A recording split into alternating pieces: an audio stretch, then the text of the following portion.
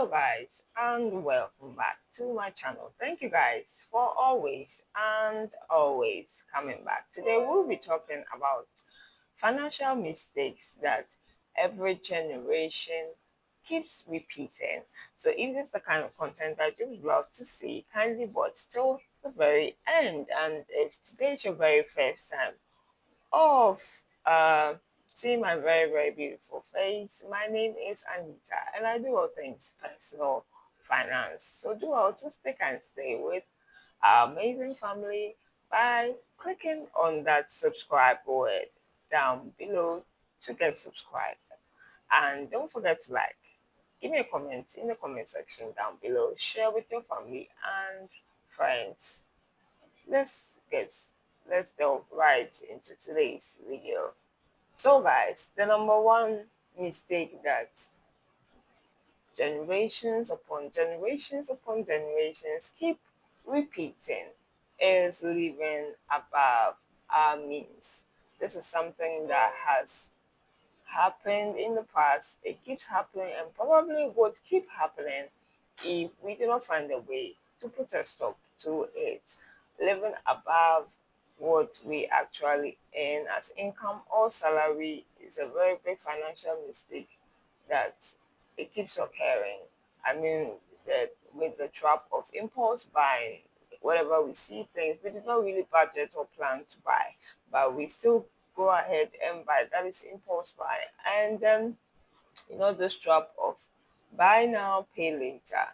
That's using credit cards for things. You can afford to buy some things, buy them on credit, and then pay them later, probably in installments. All these things are ways of trapping us, making us broke. And it's a financial mistake that needs to be looked at. I mean, if you want to buy something, save in advance for it and pay in cash. Do not go for loans, going to debt just because you want to have something. There's the instant gratification. We need to have this now. We are so excited about having this particular item. When it finally arrives, I mean, we do not really feel excited about it anymore, and so that needs to be looked at. Number two financial mistakes that our grandparents never knew, our parents did not know, and so did not teach us. It's emergency funds, saving for the rainy day, saving for the inevitable. I've constantly, mostly on this channel, if you're an OG on this channel, you know I talk about emergency funds, saving for your emergencies as and when they do come, because life is full of uncertainties, and so we need to be financially prepared for them. For most problems, almost all of them, they require money to solve. And so putting in place money, say 6 to 12 months of savings or above a year of savings, would really go a long way to relieve you of your financial burden or stress or being frustrated. It also helps to serve as a buffer so that you do not dip your hands into your savings and investments. We are creating wealth, we are building wealth, so we need to have a buffer, a cushion, sort of, so that we do not backtrack on our savings and investments. Number three, guys, is poor debt management. People do not really know how to, they really know how to go into debt, but they do not know how to manage it so that it does not go out of hand or becomes overwhelming. It's important that if you are in debt, you need to find strategic ways of aggressively saving towards it to pay it, because as long as it's still there, interest is accumulating or accruing on it. And so it's important that we aggressively save to pay off our debts as soon as possible. Number four financial mistakes that keeps repeating generation after generation is inadequate retirement planning. We do not plan for the day that we will stop working. It definitely will come. Sometimes it will be voluntary in the sense that you hit that age traditional age of 60 or 65, or there could be an occurrence of an accident or sickness, an illness that would force you to stop working, force you to go into retirement. What do you do when such an incident happened to you? So it's important that we get we plan adequately for retirement, put in place systems.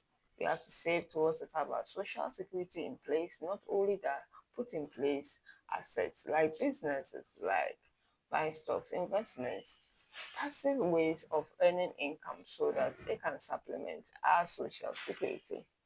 Number five, guys, is chasing get rich schemes. Wealth creation, like I said, is it's a gradual process.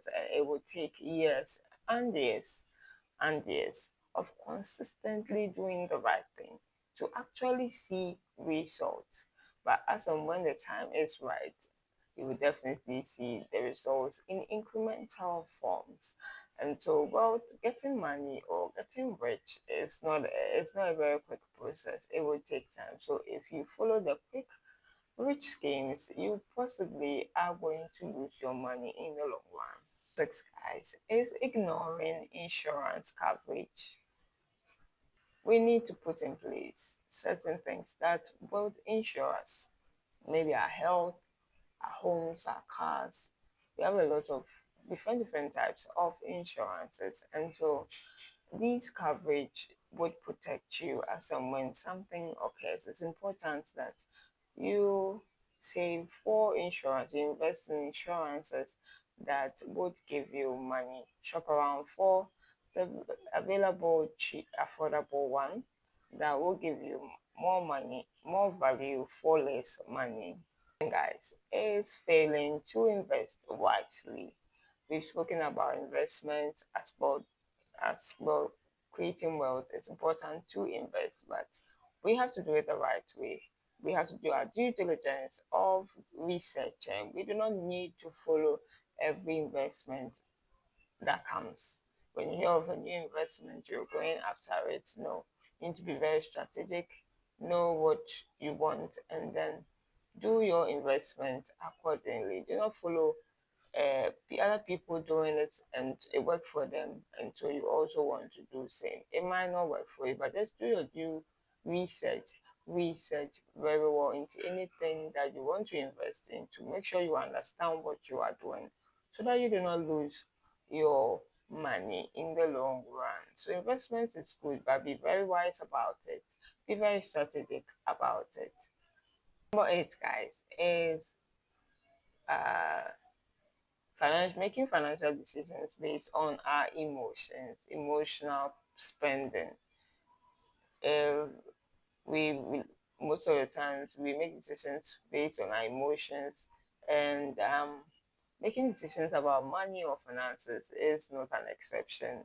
You need to not make we need to really be sane and have a clear mind when we are making decisions in life, most especially about money. Do not base or make decisions based on your emotions at that time.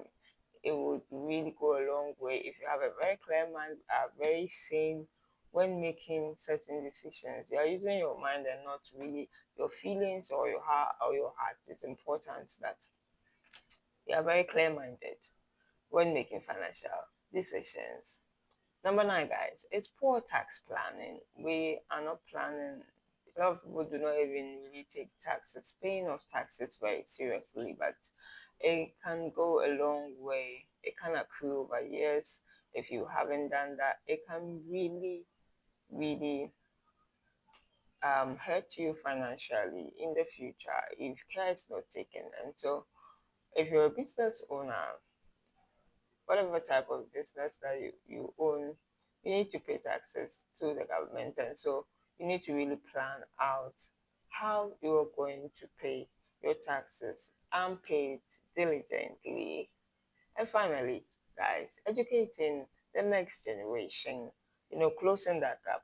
We're talking about financial education or financial literacy. It's important that we have this knowledge and pass on to the next generation, and the next generation pass on to the next, and the next, and the next, and it keeps going. Um, Knowledge about money is very crucial, very important that we learn and pass on, and it keeps passing on and passing on till we get to the last generation. Knowledge is power. Knowledge is very important. If you don't have knowledge about something, you are not going to succeed in that field or that area. So it's important that we pass on financial education, financial literacy to the next generation. Guys, if you've enjoyed this video, can you give me a thumbs up? Let me know your thoughts and comments in the comment section down below. Do not forget to share with your family and friends. And guys, check out my previous videos and watch out for the next one. See you in the very next one. Have a very great day. God richly bless us all. It's bye for now.